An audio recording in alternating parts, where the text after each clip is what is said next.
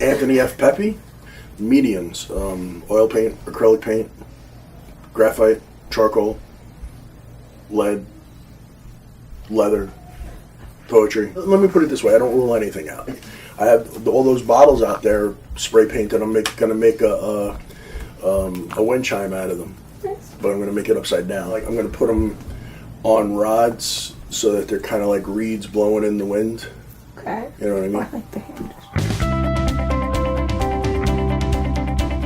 I've always drawn. Like, as a kid, as 5 years old, 6 years old, you put a pencil in my hand, give me a piece of paper, I'll be quiet until that piece of paper's full. Yeah. And I always drew, just with a pencil though. As long as I can remember, that was my thing. I would sit at the dining room table and draw. You couldn't ground me and send me to my room because I would just go to my room and draw. Yeah. And I was happy. I was happy to draw. And that's all I did probably.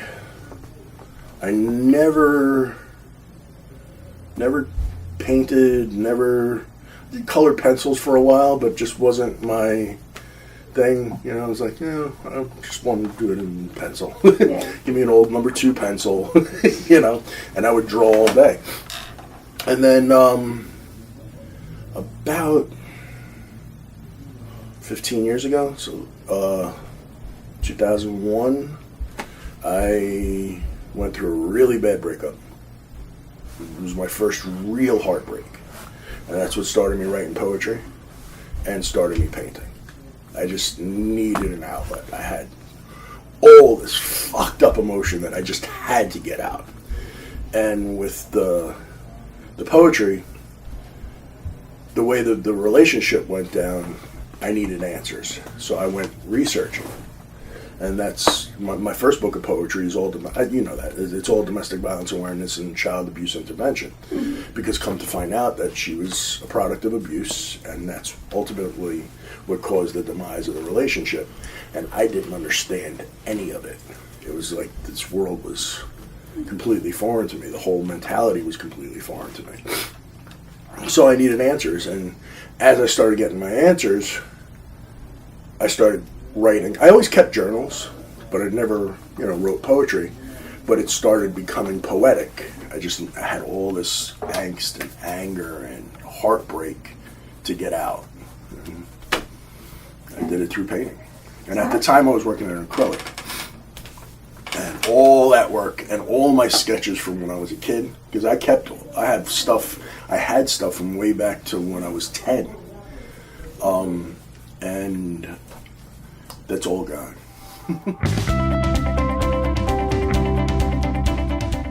I don't draw as much as I used to. I still do.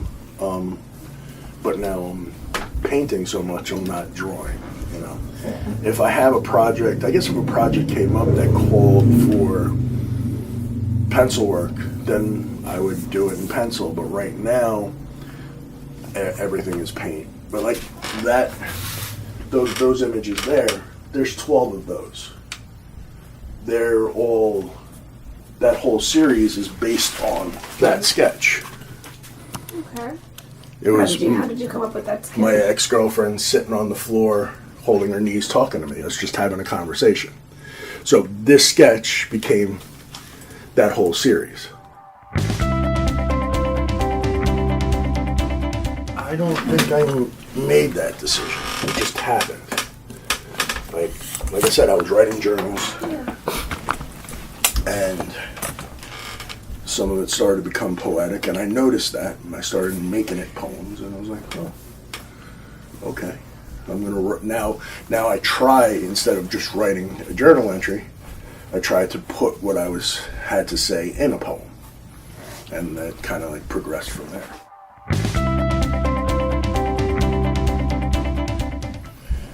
As far as poetry goes, it all started with domestic violence, child abuse. My coming to grips with it, my coming to understanding with it, and my releasing it. But from there, I write about everything now. But I would say that when it comes to writing, when it comes to painting, everything's an expression of emotion. Honestly, like if I break it down to brass tacks, and yeah, it's all like it all comes down to love. The abundance of it, the lack of it, the yearning for it, the not wanting it anymore. You know, what is anger, but love turned inside out. So yeah, it's all about love. Yeah, I would say. Yeah. I don't think that there's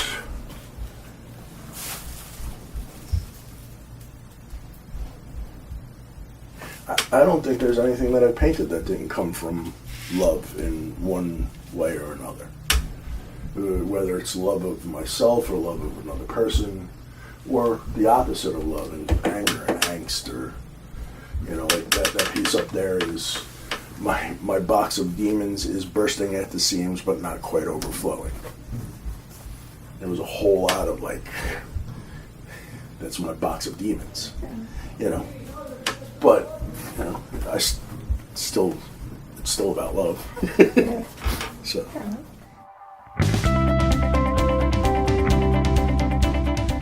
where do you want me to start? I've honestly, literally, probably done everything but be a baker. They say, butcher, baker, candlestick maker. I've been a butcher. I've never been a baker. I've made candles before. I've probably held every job you could probably think of. I've worked in a pizzeria. I've worked in a deli. I've done catering. A bouncer and a bodyguard. I was the production manager for an electronics company that had 7 departments and 120 people under me at one time. You were a wrestler? I was a professional wrestler, yeah. Professional wrestler for 5 years. I ran the promotion. And that's why I don't do it anymore. That left a really bad taste in my mouth. About 15 years ago, I moved down to Florida, and that's where I was the production manager, ultimately. But I went through, when I first got down there, I was working in a beauty salon. My cousin owned a bunch of beauty salons, and I helped him out, and I helped him open a couple, and then I worked in the retail side for a while. And I went from there, I got a job at a coffee shop. And that was my real starving artist period. I owed the IRS money. They were garnishing my wages. I was making $150 a week, eating leftover pastries and ramen noodles. But I was happy. I was so happy it wasn't funny. It's where I wrote where I compiled the first poetry book, That Defines Delight. I just wrote and painted and made books and worked in a coffee shop. We used to call it the Hostel Poets Hostel because everybody that we knew was poets and musicians and painters, and my roommate was a painter, and I was so happy it wasn't even funny. Like, my life was art, Then I met somebody and we got involved and wanted a little bit more traditional life, and went for more traditional employment, and then went 8 years of stress and angst and not painting, not writing, not training, not doing anything. And then they pulled the rug out from underneath me. So I went and I got another job, not quite as stressful, but almost. And then they pulled the rug out from underneath me. And in the interim, I had gotten divorced. And she's still one of my best friends. Like, we're probably closer now than we were in the last couple of years of our marriage. But I was like, oh shit, I'm 46 years old. What am I going to do now? I'm going to go back to being an artist. I don't care if I have to be a starving artist. I was happy. It was the happiest year of my life. I was broke as shit. I literally ate ramen noodles and leftover pastries from the coffee shop for a year. But I still paid my rent. We didn't even own a TV, but I still paid my rent, paid the electric bill. I still had enough money to buy a 6-pack on Friday when I got paid, and that was about it. But I was happy. I wrote every day. I wrote my first novella during that period. I probably wrote 300 poems that year. I performed twice a week. I hosted open mics. I hosted 3 open mics a week.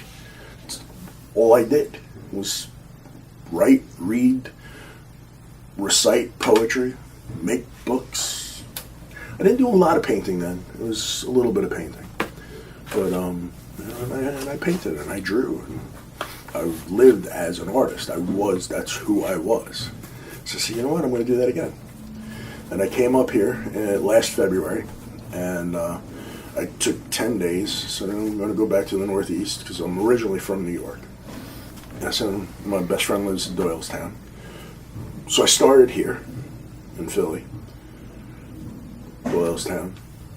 Spent a couple days, talking it out with my best friend. I think I'm going to come back to the Northeast and concentrate on my art. It's my last chance. I've got no kids, not married, not involved with anybody. Got involved with somebody, but at the time I wasn't involved with anybody. I said, well, I'm going to do this. So I went to New York and I talked to my mom, talked to my dad, 2 separate places at this time. And I said, look, this is what I'm going to do. I said, I'm going to dedicate the rest of my life to being an artist. I don't care if I have to be poor, living in a tiny little place in the hood. I'm going to be poor, living in a tiny little place in the hood, and I'm going to paint and I'm going to write every day. And that's what I did. I made the decision while I was here to do this. And then I went back, and things got really tough. Moving here was hell. It was hell. Everything that could possibly go wrong went wrong. It was actually after I made the decision to move that the second company pulled the rug out from underneath me. I was already unhappy and decided to make this move, but they pulled the rug out from underneath me, and I was like, fuck. I planned on taking a couple of months and saving up some money and selling my car, and I had this whole plan in my head. And then they pulled the rug out from underneath me and decided they were going to fight my unemployment. And then my car blew up. $8,000 to repair my car. $8,000 that I didn't have. So I actually I have an investor that invested in my art career. Gave me the money to get my car fixed and to make the move, because at that point I was just like, I didn't know what to do. I was completely, when you say plan A, plan B, plan C, plan D. Have you ever worked in Excel? And if you scroll far enough, you get to A, B, B, C, C. I was up to like plan KK. Yeah. And I still couldn't figure out how to make it work. And I was just like, well, I need to do something about this because I need to make this move. So I sold 16% of my earnings as an artist for the rest of my life to somebody for the money to make the move. 16% of the earnings as an artist, whatever it is, whether it's if I sell my book for $1 million to HBO, that person gets 16%. If I sell a painting for $1,000, they get 16% after my 16% net, not gross. But if I've got $300 into a painting and I've paid to cart it around, that all comes out. But I sold 16% of my earnings for my lifetime earnings. Yeah. You feel like that was a good choice? Absolutely. Absolutely.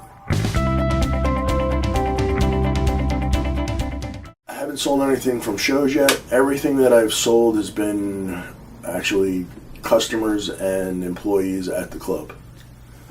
people that got to know me well enough and like, you're a painter? Like, I've never heard that before. Hey, everybody at the shows, the reason why I decided to paint live was to prove to people that I'm the artist, because I know that they don't believe me.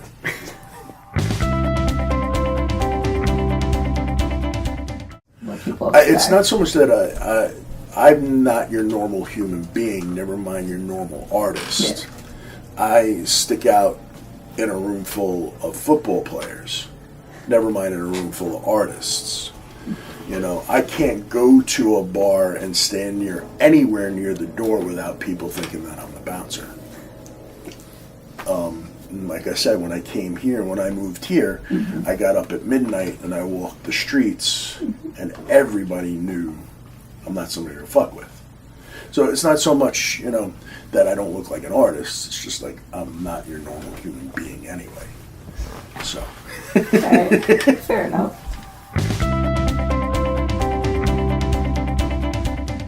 I honestly think every piece is a little bit different. I guess even though every piece is a little bit different, there probably are some similarities as far as category. Sometimes I go into it with a set image in my head that I'm trying to outpicture to the canvas. Sometimes I'm just playing. I'm literally playing with the paint.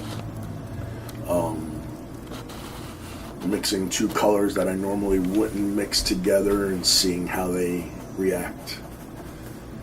All of my early stuff is literally just me playing, learning the medium. I never went to art school. I never took an art class. I'm teaching myself all this as I go. And all of my early stuff was literally that, just literally playing with it. Directing it once I saw something, but starting out just literally like a kid playing with Play-Doh.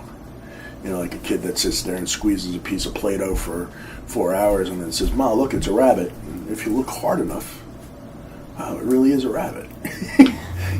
A rabbit emerged from what they were playing with, but, So I think it all starts with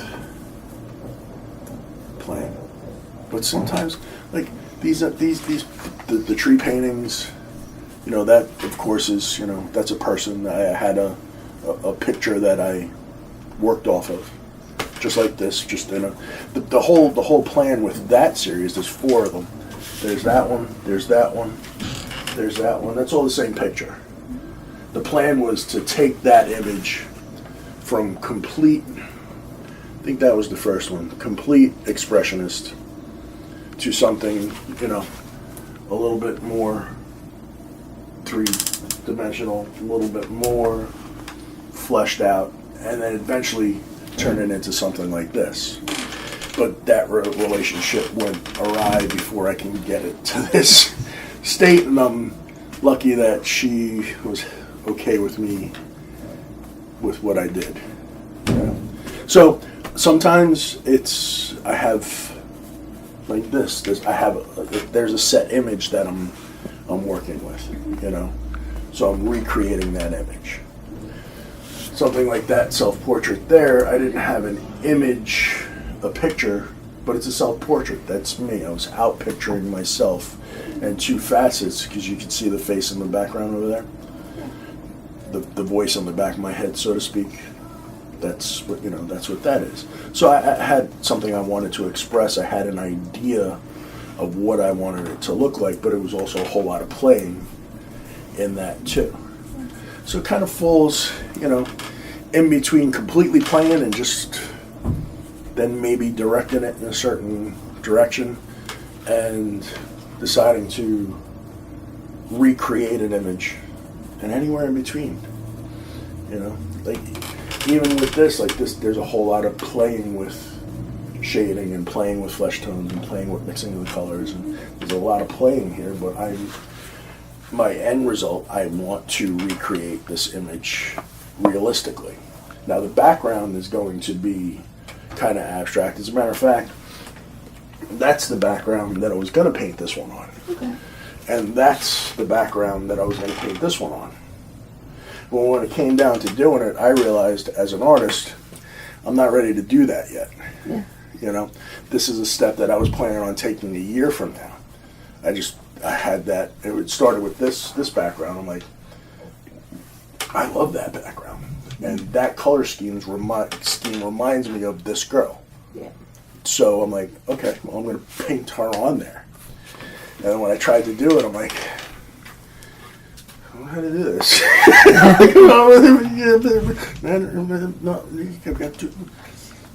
No, I got to start with a blank canvas, bring the image of her out, and then I'll go back in and put a background. And I'm going to put a background that's similar to that in there, but I was like, I'm not ready to do this yet.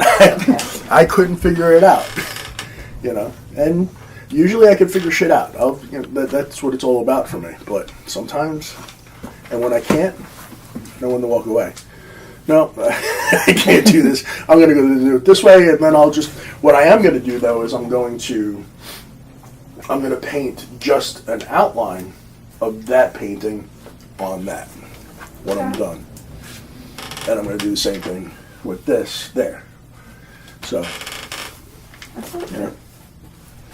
But for right now, I was like, I started there. I'm like, how am I going to, I don't want to ruin that background. I fell in love with that background. Yeah. I'm like, I don't want to ruin it. How am I going to do this? I got to start. How am I going to make that? Because what the color, like, fuck! I'm like, all right. Just get a blank canvas and work on that.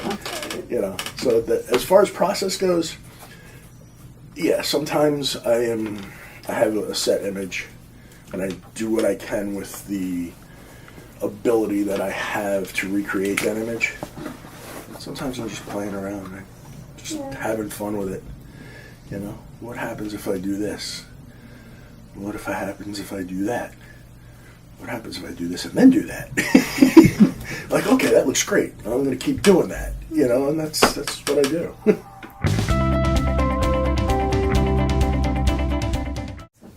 I think I'm going to be doing this for a while. Now that the girls at the club found out that I'm painting people, everybody's like lining up. I've got probably 10 or 12 girls that want me to paint them. 6 or 8 of them I really want to paint. I'm already painting each one of these paintings 2 ways because I'm going to paint it this way, and then I'm going to take an outline, and with just an outline I'm going to put it on there, and I'm going to take just an outline, I'm going to put it on there. So yeah, this is going to be and I have more. I'm going to keep doing expressionist portraits in acrylic for friends, for presents and stuff, like that one that I gave I did for my buddy in Florida for his fiance. I already have somebody that wants me to do his parents. One of the guys I work with wants me to do his parents for Christmas. So here's the picture of his parents that I'm going to do.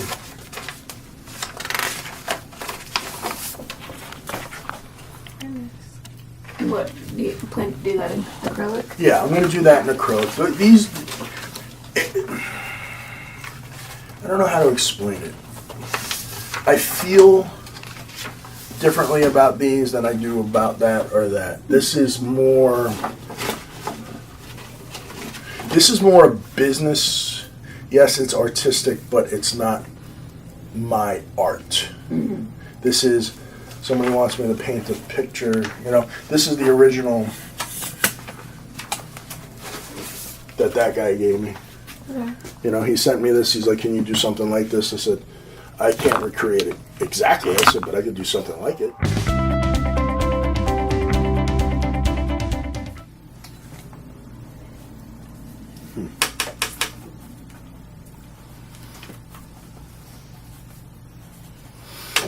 It gives me the broadest reach and the widest audience. And like we said, it all comes down to love, good or bad. Me being a teddy bear, I'm a kind, nurturing, loving person.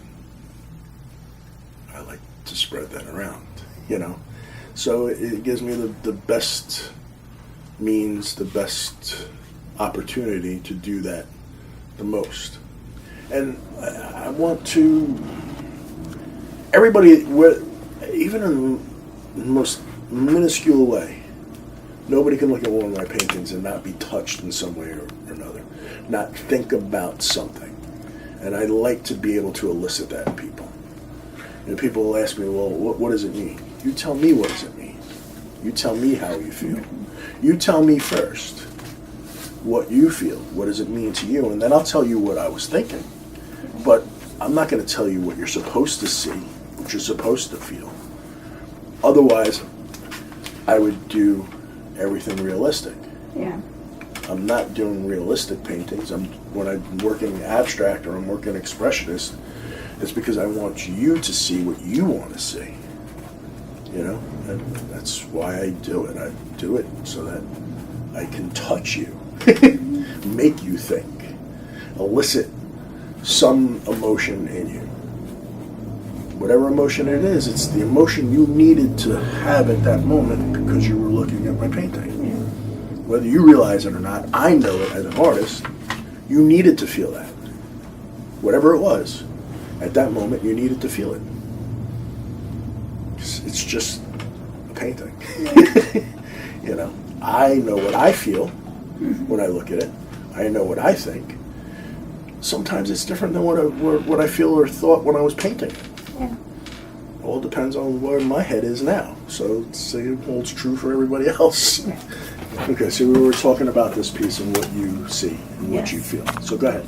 Okay. So for this, I think that in where my life is right now, I see a changing of seasons. Like you can't stop the seasons changing, and it's kind of like you have to accept it, but you're still fighting against it as it's transitioning from one to the other, and that's kind of what I'm relating to. And I'm not quite sure what's happening like in the corner what you were referring to me earlier, but I just feel like it relates to where my brain is right now, just kind of fighting transition of in this case like of life and death and moving on after someone's passed away. Okay.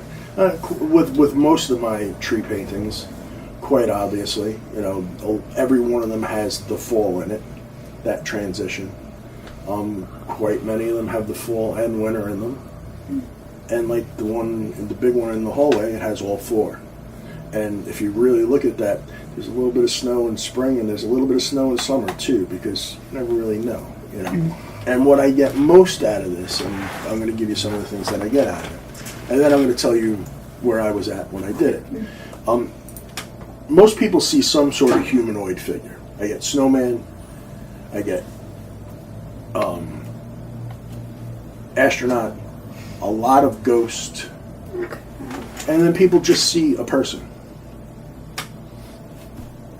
And what's interesting for me is most of the time, and I'm not getting this out of you yet, because you're not dealing with that yet. You're not ready to deal with that yet. So what I get from most people is, and this is where I was kind of going with it. It could be an astronaut, it could be a snowman, it could be a ghost. But what I was attempting to do was I looked at it like, no matter who looks at that painting, you're either the observer or you're the subject. So most people are either looking at somebody else or they feel like they're the person in the painting. The people that feel like they're in the painting, a lot of them are more introspective. I'm in the painting, this is where I'm at, this is what I'm doing, this is what I'm thinking. And then there's the people that are observers that are looking at somebody else and trying to figure out what they're doing. But for me, and this ties in with most of the people, even whether they're the observer or they're the subject, it elicits a certain amount of loneliness. Yeah. You're either longing for somebody there or you're there alone. And so and I've talked to a lot of people about this painting. I did this one about 3 years ago. So I've spoken to a lot of people about it. And it's funny how, I wanted to, it's about change. It's about interconnectivity between change, too. But I wanted to elicit loneliness. I wanted, whether you're the person in the painting or the person looking at the painting, I wanted you to feel isolated, alone, lonely. And I get that from a lot of people that look at that painting. So that's we were talking about, to be able to say, I want you to feel lonely. Yeah. And then talk to people and they're like, I feel like I'm in the woods alone. It's snowing and it's quiet. And I'm thinking. It's a good feeling.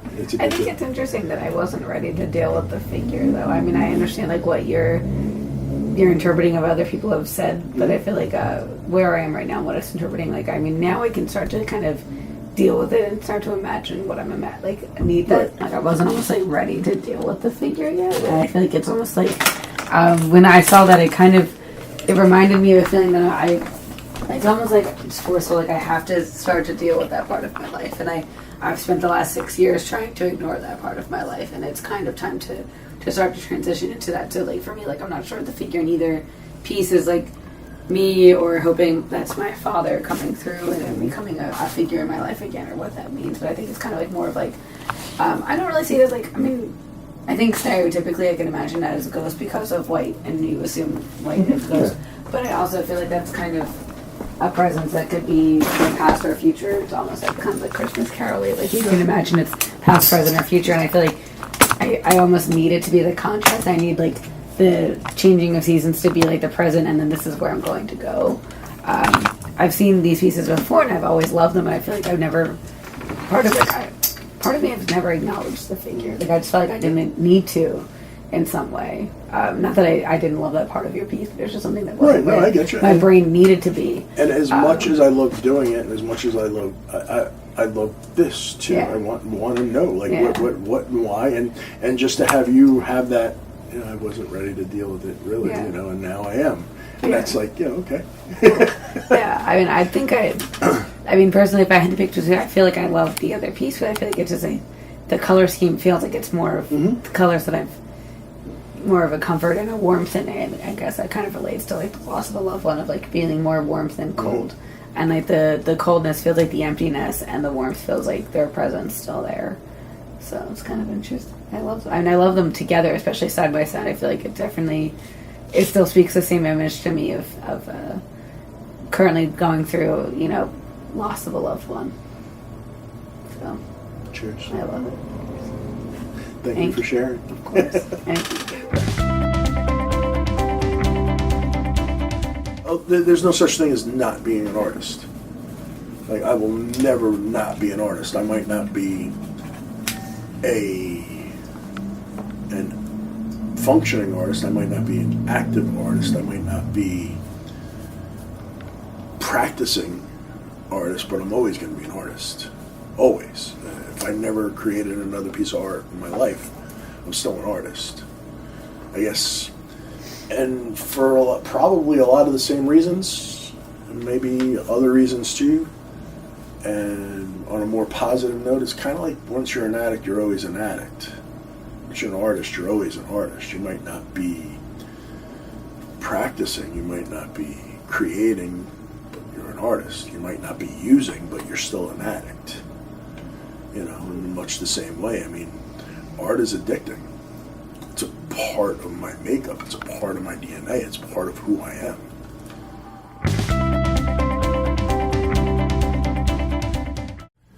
It was my very first time walking into an art museum as a painter.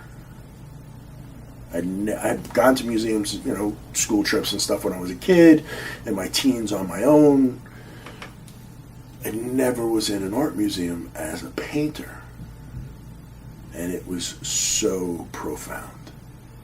It was a completely different experience for me. I found myself standing in front of the Picasso. And it wasn't one of the ones that they had, it wasn't behind glass.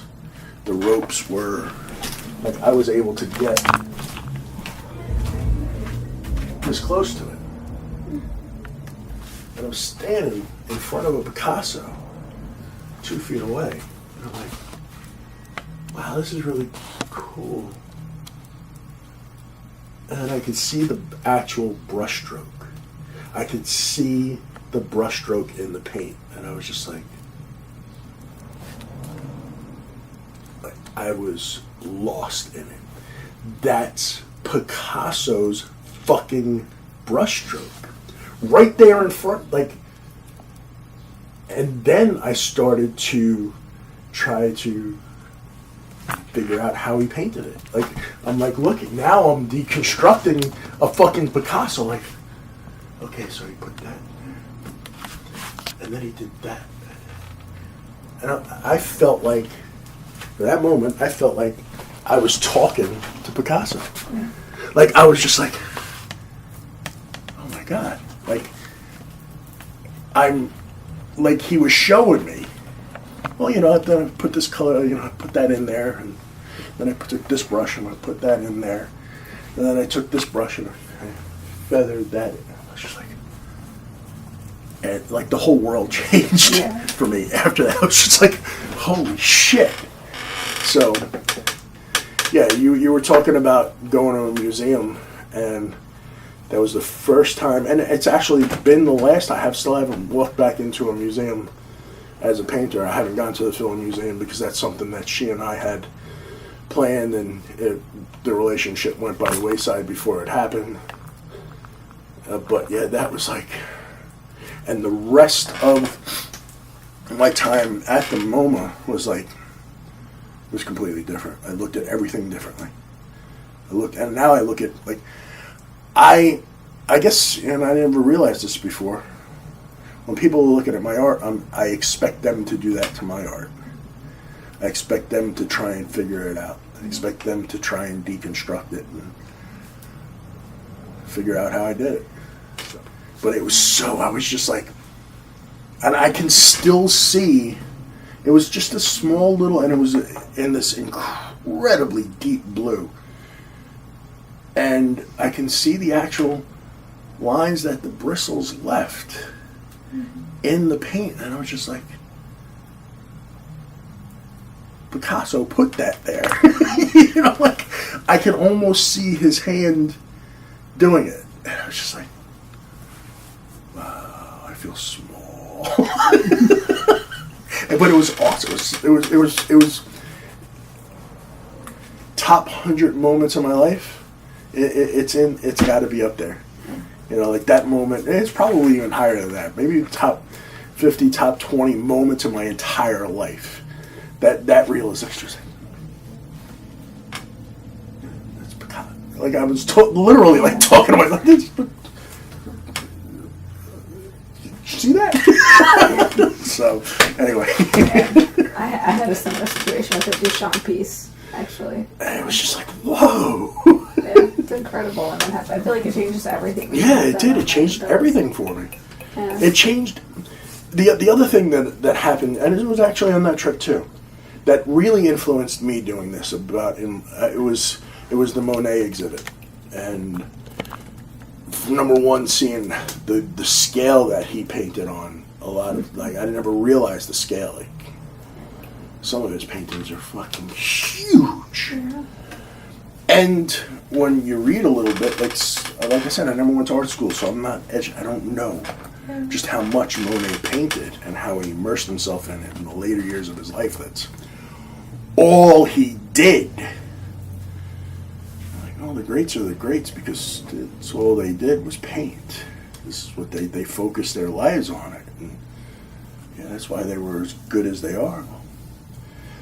God damn it, I might not turn out that good, but if I want to be the best that I can be, I have to focus on painting the rest of my life. And painting as much as I can. So that's what I'm going to do. And so it was like, it all tied together. I had already made the decision, but that really reinforced the decision in me. how profound it was to see Picasso's actual fucking brushstroke. Fuck! They're only as good as they were, and that's true. I mean, there's talent. Yes, there's talent involved. I'm talented, but I'm never going to be as good as I possibly can be if I don't put that much effort into it. If I don't devote my life to it. So, however many years I have left, I'm going to paint, I'm going to write, I'm going to sculpt, I'm going to create, period.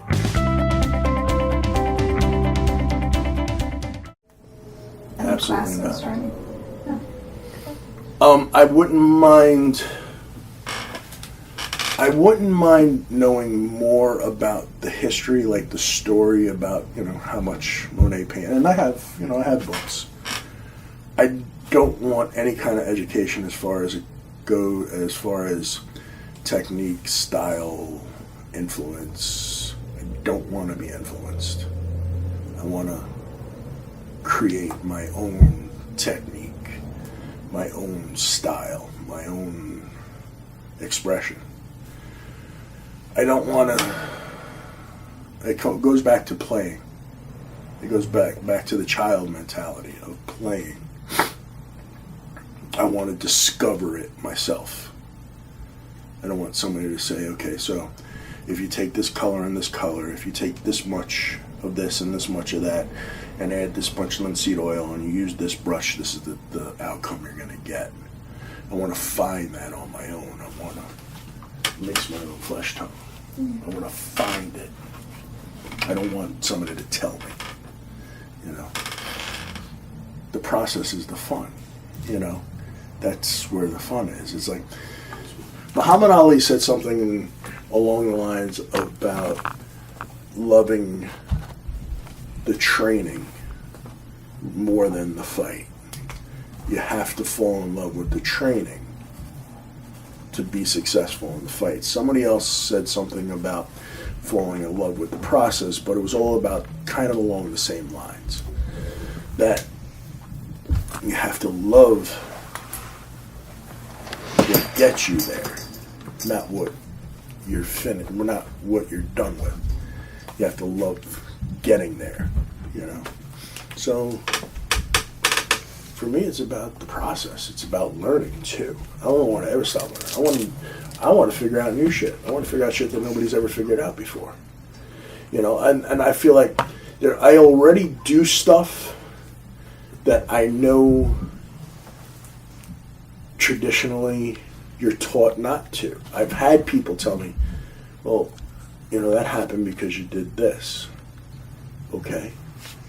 I'll work my paint too thick. I know it's going to crack. I know I can't control that. But I don't really give a fuck. That's part of it is the discovery. This is what I did and this is how it looks. I had no control over it. Sometimes I'll work too thin and I know it's going to break.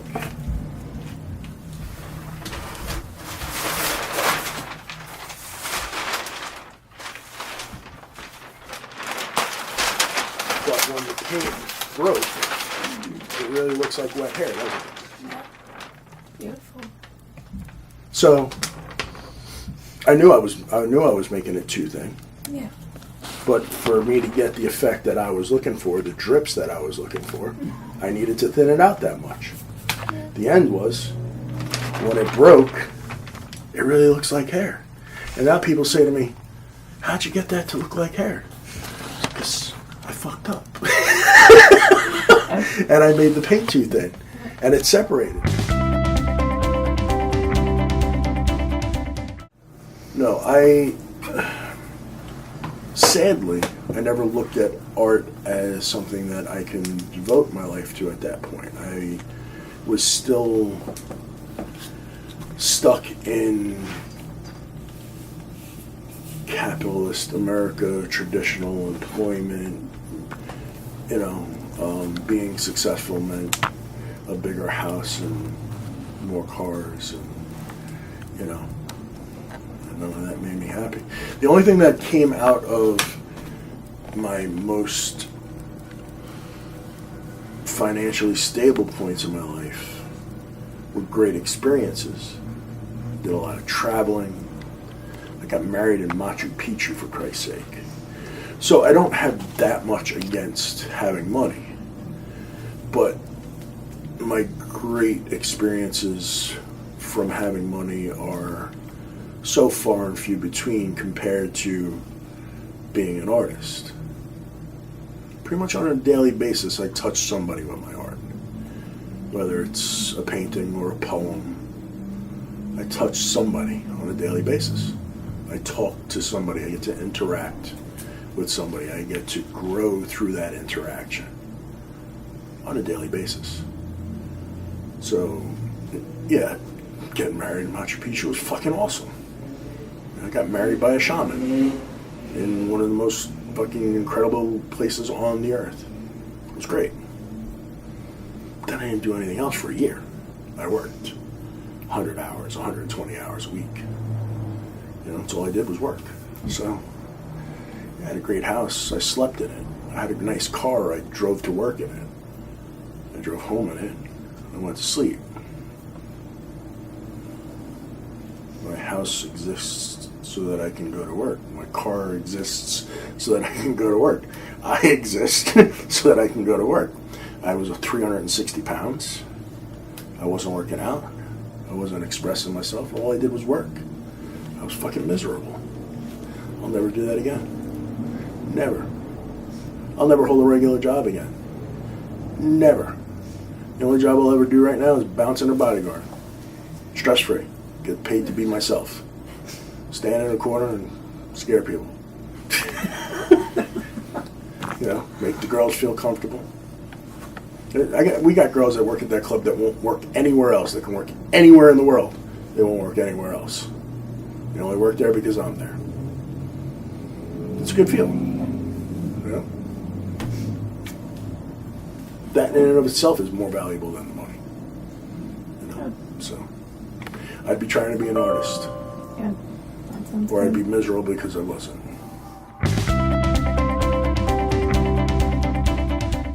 Work out. Okay. If I had my ideal life, and I didn't have to work for a living, and this is actually, and I say this a lot to friends, but quite honestly, what I would do, what my favorite things in life to do are painting, writing, fighting, fucking, cooking, and eating. That's what I would do with my life. I would paint, I would write, I would fight, I would fuck, I would cook, and I would eat. I wouldn't do anything else. That's all I would do. If I had my way, that's all I would do every day. Now, I might not necessarily be in an actual fight, but I'd be practicing to fight. Mm-hmm. You know, I'd have a membership at a boxing gym, I'd train jiu-jitsu, and I'd probably go back to karate too.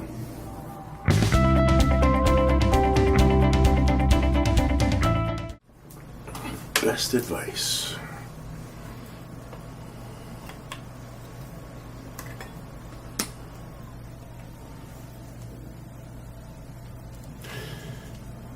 You probably have gotten this answer before, but I'm going to give it to you anyway.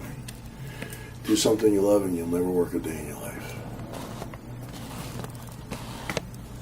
And this is probably one of the things that I don't have much to elaborate on. Like, that's best advice I got was do something you love and you'll never work a day in your life. Because right now, I don't love being a bouncer. I don't hate it either. I like I said, and I meant what I said, I get paid to be me. I am this guy no matter where I am. If you, me, and Brandon went to a bar to have a drink, I would be the guy keeping an eye on everybody in the bar, making sure everybody was safe. I'd be the guy that watched the guy that walked in that's going to be a problem in 3 hours, that noticed that guy walked in and know that he's going to be a problem in 3 hours. I'm going to be that guy. Yeah. So I get paid to do that. I'm okay with that. You know, I'm not exactly working for a living.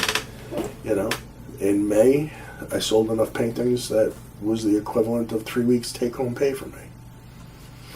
That's not work. I'm going to paint anyway, as you can tell. Yeah. I'm never going to stop painting, so I'm always going to have inventory.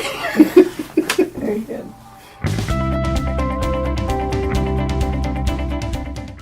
Do something you love and you'll never work a day in your life.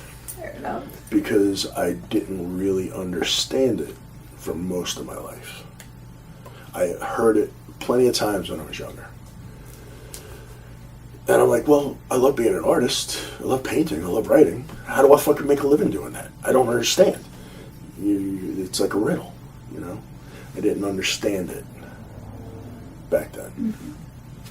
So I was chasing something that I didn't understand. Because I got that advice plenty of times early in life. And I just didn't get it. It's good advice, but the person has to be ready for the advice. You know, it's almost like they say, when the student is ready, the master will appear. You have to be your own master. And you have to be ready. So it was good advice, but it misguided me at different points in my life, too. You know, it's like, well, I love doing this, but how do I? Like, I was always chasing a way to make money doing it. And when I stopped chasing a way to make money doing it and just decided that I'm going to do this whether I make money or not, that it worked for me.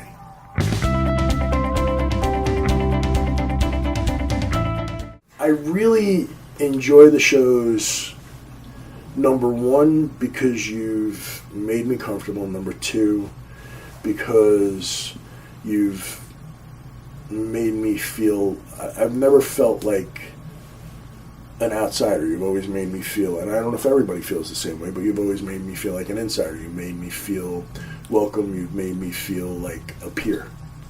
Always. I love Tattooed Moms. I love South Street in general. I'm like, when I was here before, I hung out on South Street, so like I feel comfortable there. I feel at home there. I also like the eclectic mix of artists that are at the shows. You never know what's going to be there, who's going to be there, what they're going to show. And I like that. I like that a lot. I've been involved in a lot of different shows, a lot of different venues, a lot of different avenues. I've been approached by a lot of bigger shows. I'm not giving you $500 for a 10 by 10 wall. I don't care where you are. I'm just not doing it, you know. And some of these shows are, you think who the hell they are because so-and-so showed here last year. And no, I don't care. I can't really give a shit about that.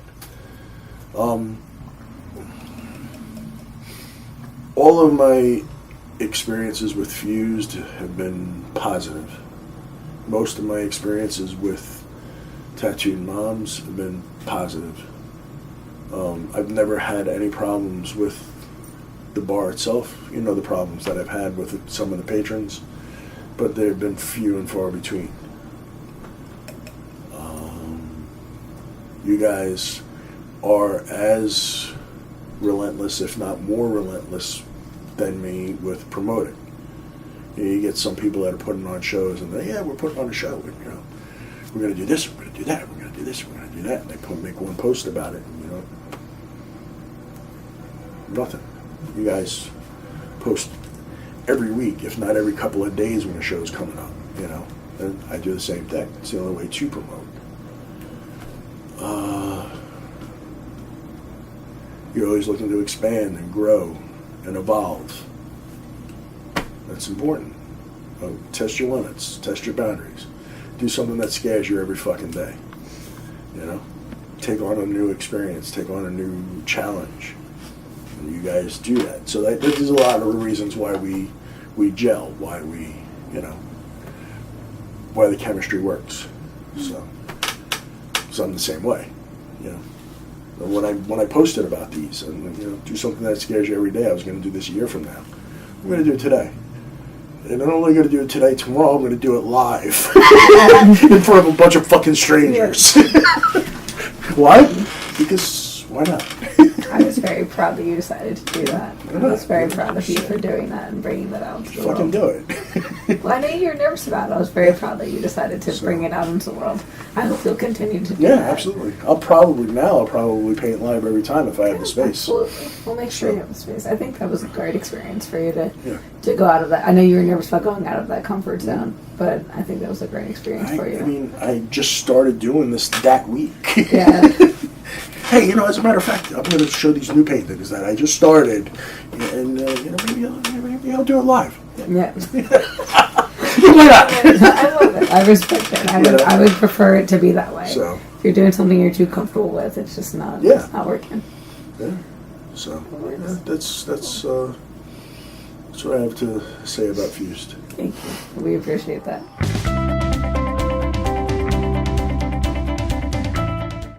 It's sort of like going into a fight.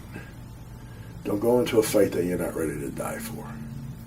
Don't go into a fight that you're not ready to lose.